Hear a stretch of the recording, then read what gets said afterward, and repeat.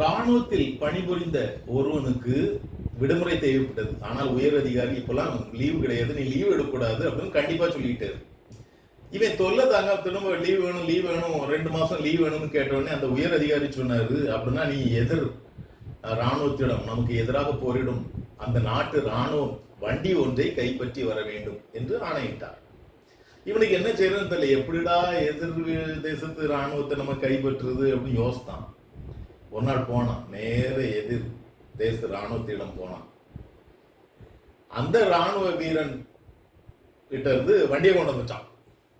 அதிகாரி பெரிய ஆச்சரியம், எப்படிடா செய்ய முடியாத வேலையை நம்ம சொன்னோம் செஞ்சுட்டு வந்துட்டானே, லீவு கொடுக்கணும் அப்படின்னு, எப்படிடா இது சாத்தியமாச்சு அப்படின்னு அந்த ராணுவ வீரன்ட்ட கேட்டாரு அந்த உயர் அதிகாரி.